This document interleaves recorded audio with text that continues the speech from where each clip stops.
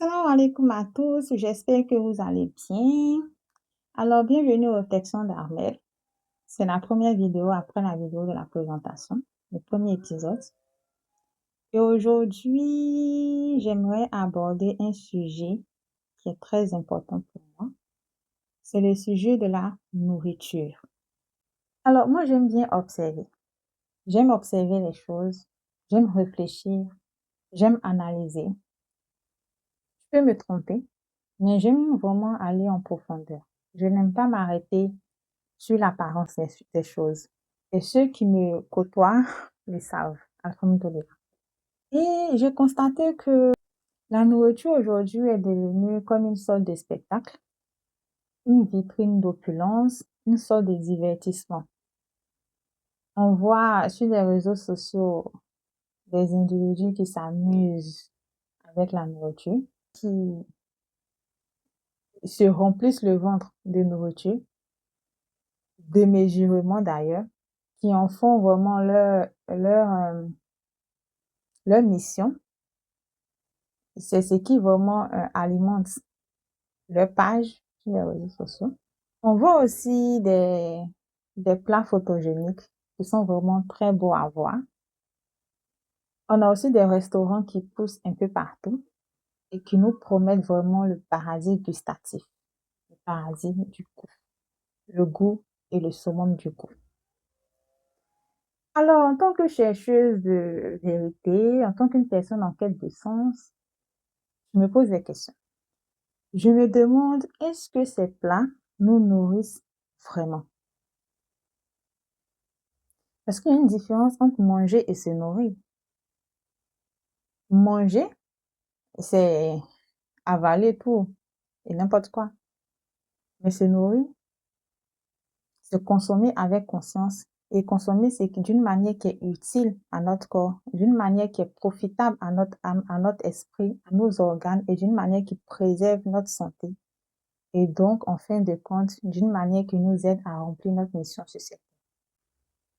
J'ai remarqué aussi que bon nombre d'entreprises utilisent le goût pour nous attirer. Ils misent sur le goût, le bon goût.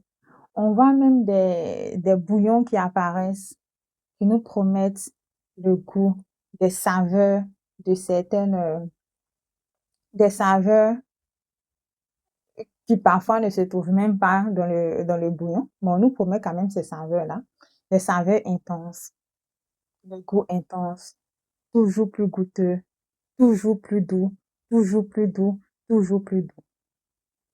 Bon, je me pose encore des questions. Parce que ces entreprises-là ne mettent pas en avant la santé, ne mettent pas en avant la vitalité, ne mettent pas en avant notre mission, mais conçoivent leurs produits pour que ce soit quelque chose qui réveille nos goûts et qui nous rend bien des fois addictifs. Et puis, nous nous laissons emporter aussi par le marketing, le slogan, par la question du goût. Mais je réfléchis. L'argument marketing, en tout cas, de pas mal d'entreprises de la restauration, ou des personnes qui, voilà, commercialisent tout ce qui touche la cuisine et tout, les bouillons et autres, ils mettent en avant le goût. Mais le goût, ça fait partie des sens. Et donc, quand on parle des sens, on entre dans la notion du nafs. Et quand on parle du nafs, le djihad nafs n'est pas loin. La lutte contre nous-mêmes. Parce que soyons clairs, hein, je ne sais pas si vous pensez à ça, mais moi je me demande, est-ce que on doit choisir notre manière de s'alimenter, les produits que nous consommons, uniquement sur la base du goût?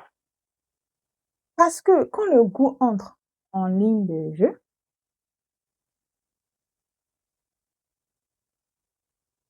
est-ce qu'on se soucie de la santé?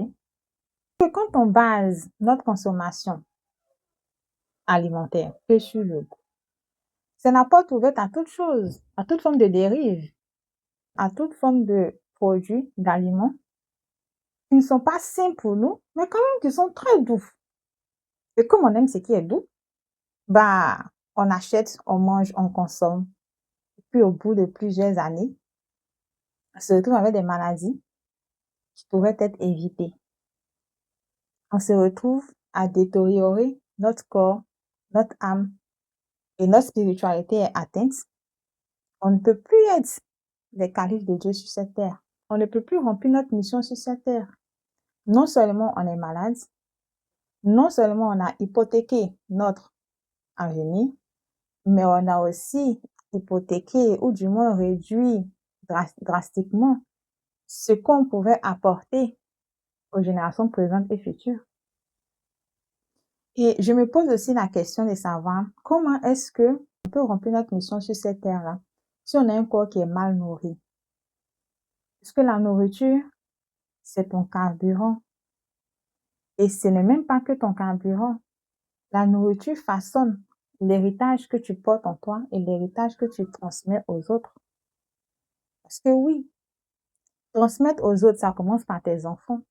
Et la nourriture, ta manière de te nourrir impacte c'est l'expression de certains gènes en toi. Et donc de ta descendance, et même de leur descendance aussi, au fur et à mesure. On en parle beaucoup avec l'épigénétique. Alors, pour ne pas être longue, parce que mes vidéos ont vraiment pour but d'éveiller nos consciences, de pousser les réflexions. J'aimerais vraiment terminer en disant que nous sommes ce que nous mangeons. C'est pourquoi le prophète sallallahu alayhi wa sallam nous a dit de consommer dans un hadith ce qui est pur, ce qui est sain. Il n'a pas dit ce qui est doux d'abord, ce qui est pur et ce qui est sain. Et bien sûr, le goût viendra avec, parce que Allah subhanahu wa ta'ala a mis déjà des goûts très intéressants, particuliers et subtils dans chaque aliment. Il suffit de revenir à ces aliments et de se reconnecter à ces sensations que Dieu même a mis dans ce qu'il a créé comme nourriture pour nous. Donc, nous sommes ce que nous consommons. Nous sommes des porteurs d'héritage et nous avons une mission à accomplir sur cette terre. Ne nous laissons pas avoir par les apparences trompeuses qui nuisent sur le goût pour éveiller nos sens. Consommons avec conscience et en toute responsabilité. Parce que avant tout, la nourriture doit nous rappeler Dieu et notre mission. Alors, avant de terminer cette vidéo, je vous laisse avec cette question. Quelle est selon vous la différence entre le désir et le besoin? Parce que parfois, on pense avoir besoin de manger certains plats, mais en fait, on a juste suscité notre désir, quoi. Ce n'est pas vraiment un besoin fondamental. Est-ce qu'en tant que musulman, en tant que croyant, en tant qu'être humain, en tant que porteur d'héritage, et surtout calife d'Allah subhanahu wa ta'ala, est-ce que vous arrivez à faire la différence entre ce qui relève de votre désir et ce qui relève vraiment de votre besoin? Parce que le désir, on peut vraiment le manipuler de l'extérieur. Mais bon, ça, on en parlera, Inch'Allah, dans la prochaine vidéo. Dites-moi en commentaire ce que vous pensez de la réflexion, ce que ça évoque en vous, ce que ça éveille en vous. Et Inch'Allah, je vous lirai et je vous dis aussi à la prochaine, Inch'Allah. Que la paix de Dieu soit sur vous et que Dieu nous aide à être des porteurs d'héritage. Assalamu alaikum.